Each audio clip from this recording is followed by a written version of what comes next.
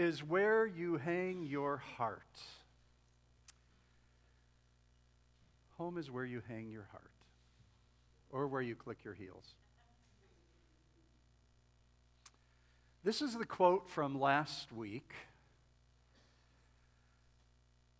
from the Urban Dictionary. I think most of us agreed this is probably our understanding of what we want our understanding of home to be. That person against whom you can rest your head and your heart and everything feels safe. The place where you are not alone, when you can say, I know I'm home, when I can be me and still feel loved.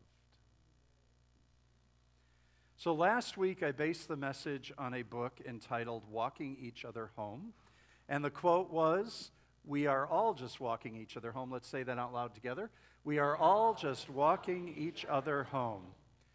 And I shared a bit of a story at the very end of the message about my new German mystic friend. These are a couple of images that he sent me from Germany. Eric with a K. By the way, Eric, wherever other Eric with a K is. We walked each other home for about 2 hours at a cafe in Sedona, sharing our journey, sharing our understanding of God, sharing our understanding of the sacred, and becoming aware that the Spirit was with us as we were conversing and, in a sense, walking each other figuratively home. And then I shared the dish that we were eating, and you all went, yuck. This is the dish that was on the screen. Kale, avocado, quinoa, and poached egg. Would anybody here eat that?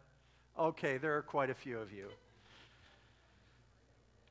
So Eric and I realized that we were parallel souls on a parallel journey in many ways, seeking to find meaning and to find our sense of home. And this is the quote that I wanted to share. We are all on this journey together, parallel souls on a parallel journey of finding meaning and eventually releasing meaning in order to surrender to the one. We are walking each other home. So the springboard for our message this morning on home is based on another quote. This quote by a theologian by the name of St. Augustine, who said, "You have made for us, for yourself, O God, and our hearts are restless until they rest in you." Augustine penned this back in, does anybody know the year, Teresa? Anybody? 400s. Who said that? Okay, excellent, thank you. Yes, penned this back in the 400s. Before he was probably considered a saint. In fact, he was just the opposite. Augustine, as most of us probably do in our lifetime, he spent much of his life looking for a place that felt safe, looking for a place to rest his head, looking for a partner, for a place to call home, where he could be himself and still feel loved. I think in many ways, Augustine, like so many of us, was looking for himself. Oscar Wilde said this, "Every saint has a past, and every sinner has a future." Even though I don't like the word sinner, I don't embrace that. We all have a past, as did Augustine, and we all have a future. St. Augustine was born in Roman North Africa to a devout Catholic mother and a pagan or a heathen father. I guess today we might call them agnostic. I don't mean any harm to anybody here that's an agnostic. But he was notoriously rebellious as a Catholic teenager, and he was raised Catholic. He was a wild child who cohabitated with girlfriend after girlfriend after girlfriend, often several girlfriends at once. He was not, and that was certainly not acceptable back in the 400s. He joined several different cults from the east and cults from the west. He ran away from home on several occasions. Actually, his journey sounds a bit like my own. But Augustine, and this is probably a better reflection of who Augustine was because he was a man from North Africa, desperately was searching for fulfillment and for purpose and for pleasure and for new philosophies in alcohol and drugs and sex and all sorts of other sundry things. And eventually he cried out, at the end of this search and this journey, he cried out and he said, "How long, O God? How long?" Even though he didn't really acknowledge a God, but was raised in that Catholic tradition. Although searching and finding nothing to satisfy him, this wild child Augustine became a brilliant and renowned teacher and was appointed by the emperor to teach in Milan, Italy. And one day, though, in Milan, he happened to stumble into a church where I understand that he was relatively intoxicated at that point. And he happened to hear the preaching of Bishop Milan of Ambrose, and he was moved, and the Spirit stirred within him. And his next stage in life, he became a monk, he became a priest, then the Bishop of Hippo in a small town in North Africa on the coast. And his writings were voluptuous. This early churchman spanned every conceivable topic, from godology to theology to morality to philosophy to spirituality and to sexuality. He seemed to kind of get hung up on that.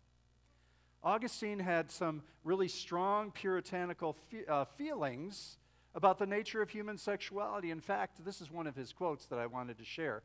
"For my will was perverse, and lust had grown in it. And when I gave into lust, habit was born. And when I did not resist the habit, it became necessity." Augustine identified the beginning of sexual desire, now get this, with the beginning of human disobedience. Adam and Eve's original sin, he said, tainted all of humankind, and their original sin was sexual. Other theologians at the time said, "This is not acceptable, St. Augustine." Many insisted that sexual desire was simply another bodily sense. They argued that the justice of God would not inflict punishment on the entire human race because of, quote, the disobedience of one or two people like Adam and Eve, or Adam and Steve, or Eve and Edith. I'm sorry, Edith, that just popped out. I had to have an E. Well, guess who won the theological battle at that time in the early or late 400s? It was that doctrine of original sin which suddenly entered into the Catholic Church and into the Protestant Church and has become the foundation of the Christian faith. Of course, many times here in this community we've called that doctrine false, a false teaching, because we believe that you were born originally good. In fact, very, very, very good. But all this being said, I would encourage you, as a little aside, be careful about what doctrine or what theology you believe about God. God is way bigger than any white European men or brown European men or black Northern African men or any human has ever created any sort of theology around God and Jesus for 2,000 years. I love this Henry Rousseau quote. "God created man in his own image, and man, being a gentleman, returned the favor." And I think that's what Augustine was doing, because he battled so much with his sexual urges early on in his life, and they seemed to be that which kept him from discovering or connecting to God.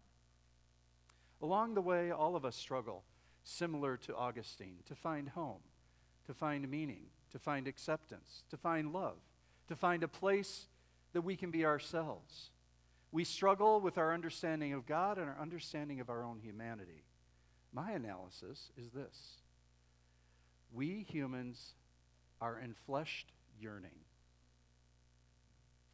We humans are enfleshed yearning. Do you find that about yourself? We constantly desire more, better, different. I had somebody the other day tell me my car is kind of beat up, my pickup in the parking lot with all the crazy bumper stickers or window stickers is kind of beat up. "Pastor, you should really have a different car because you're not setting a really good example." Of course, what they don't realize, it's my own fault. I run into lots of things. But we constantly desire more and better, and whoever that was, who's not here today, by the way, wanted me to have something better. And so we think that the one with the most toys win. And by the way, Pastor Susan will be covering that next week. It's not just that we have this God-shaped hole alongside other differently shaped holes, as if our smartphones and our iPads and our Hulu and our Netflix subscriptions could ever fill and satisfy our technology holes. But our God-shaped hole, our yearning for the infinite, is the one that really needs to be filled. My personal experience from living in Russia and other places and all of my many moves that I shared last week is that really you can't move somewhere to find personal fulfillment or to find home or to find yourself. That it really is something that needs to happen outside and inside. So again, the basis for our meditation, you have made us for yourself, O God, and our hearts are restless until they rest in you. In a comprehensible reality, which I believe I am a part of, thirst points to the existence of water. Hunger points to the existence of food. Sexual desire points to the existence of the possibility of its satisfaction. And it seems that Augustine missed this. Might not our yearning for transcendence, for the holy, for the sacred, for what we might call God, show us indeed there is a God? Because our restless hearts, as Augustine said, are yearning. The psalmist says this: we pant as a deer pants for the water brooks, so pants my soul for you, O God. Longing, thirsting for God, thirsting for answers, for purpose, for meaning, for home, for something in our lives to be quenched, because we are thirsty and hungry people. And I'm not suggesting that all of our desires and all of our yearnings can be satisfied by God. I don't think that's humanly possible. But we as creatures who do not find our ultimate fulfillment in stuff can find greater fulfillment in creation and in God. I think it's all really beyond that. It's a mystery. It's being inspired because we understand that we are surrounded by divine mystery and divine presence. And I think God remains a mystery to us as we continue to seek, to have that God hole filled. Because God or Allah or the Divine One or the divine energy or the creator of life or the God of your own understanding or Yahweh or Spirit, it doesn't matter, is within us, and it's the very breath of God.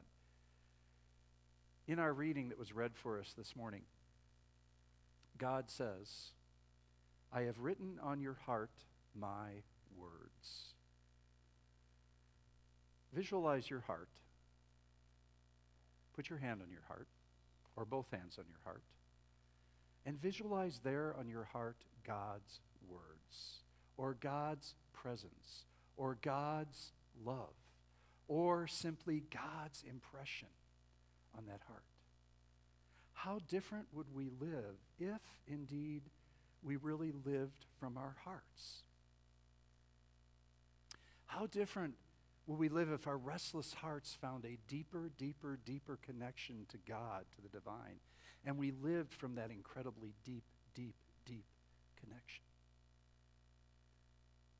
Tell yourself as you have your hand on your heart that God himself, herself, has written on your heart. See it, believe it. And I think what is written on our hearts is really the word love. It's pretty simple. If God is love, and God is written on our hearts, the word is love. And Jeremiah goes on to say that if we lived out of our heart, out of that place of love, where God has written the huge word love, we would no longer need to teach each other. We'd no longer have to go to school, because we would just know how to live from a place of love, which means we would live in justice and equity. That would be the natural desire of our hearts, to see everyone around us living in justice and equity. Nobody'd be hungry. Nobody'd go thirsty. Nobody'd go to bed without a bed at night. The distinctions of class and privilege and education and social standing, the divides would disappear between us if we lived from that place of love. And finally, we would find that at oneness with God and that at oneness with each other sitting around us. Yay! Utopia! And we realize there is no place like home, even if home happens to be Kansas.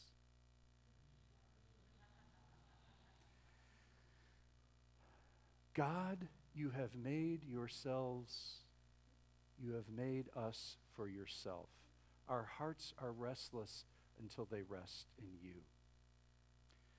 When we who are made in the very image of God, and God signs the beautiful word love across our hearts, when we witness brokenness around us, we cannot be satisfied with the way things are. And we cannot say, well, that's just the way it is.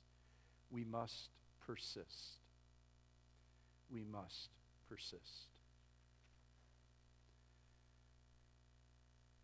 So what I wanted to bring in here today, and it may seem a bit out of place, but again, in this morning on NPR, they talked about how mosques and synagogues and churches are being targeted right now. Right? We may be afraid to be in this space. Our heart may tremble when we walk in because who knows who's outside the doors. We're doing some work with the police department to figure out how to do this work among us and with our leadership. But why are all of these spiritual homes being disrupted right now? And why are they being targeted? Why are they the heart of violence? I think the word that I speak to myself and the word that I've heard several rabbis and imams speak over the last few weeks has been this. From Joshua 1:9, from the book that was read for us this morning. And it's a word for all in synagogues and mosques and churches, people of faith and people of no faith. It's simply to be strong and courageous and persistent. Be strong and courageous and persistent. Don't be frightened. It's a pretty big order. Neither be dismayed or frustrated, the reading goes on to say, for God is your God, and this God is with you wherever you go. That's hard right now, friends. For Augustine, hopefully for us, sometimes we have to live into those places of loneliness in our lives. How many of you ever feel lonely? I hope you're not sitting next to your spouse or your partner. We have longings. We are restless. And those are all good and natural things. And I think God is calling us and Spirit is calling us to live into our human and our divine nature and to be fully present in our restlessness, fully present in our longings, and fully present at times in our aloneness, even in the middle of our families and our culture and our world and our homes.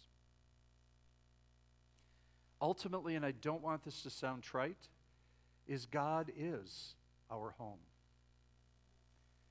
God has placed within us thirst, loneliness, longing, restlessness, and all those things push and they compel us to constantly yearn for God and to be frustrated and to feel discontented even when we are outside and maybe not as deeply connected as we desire to be with God.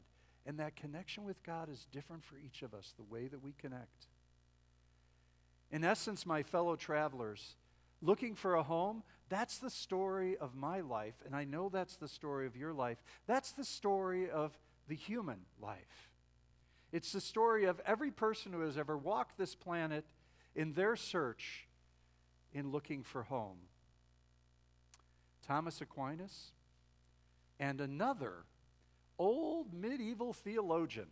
I don't talk about old theologians very often, but 500 years after St. Augustine, he takes Augustine's quote and makes it his own And this one works a bit better for me, and I think a bit better for our community. You have made us for yourself, O God, and our hearts are restless until they rest in you. And Thomas Aquinas did ... I think he did ... I did ... And others and the whole world. Thomas expands it, that it's not just finding our home in the divine, but it's finding our home in one another as companions on the journey and finding our home in the world, in the creation. My friends of the journey, I say let's live into our longing. Let's admit that we are longing, that we are restless, that sometimes we're lonely, because those things move us toward God, and they actually move us toward one another, and they move us out into community in the world. Hindu monk Swami Vivekananda, I think that's the way it's pronounced, said this: where can we go to find God if we cannot see him or her in our own hearts and in every living being? Where can we go to find God if we cannot see him or her in our own hearts and in every living being?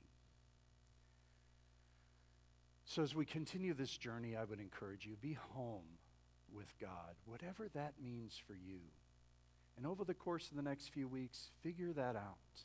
Experiment. Be home with one another in your household and in this spiritual household. And find your home in the world. We might often during this week, in our minds and our hearts, turn to these words from Augustine with Thomas's enhancement. And we may say to ourselves, and read it with me, you have made us for yourself, O God, and our hearts are restless until they rest in you and others and the whole world. So really, to be able to take things in, we probably need to read them 3 times. So second, you have made us for yourself, O God, and our hearts are restless until they rest in you and others and the whole world. And the third time, let's stand. If you are able, in body and or spirit. Let's read. You have made us for yourself, O God, and our hearts are restless until they rest in you and others and the whole world.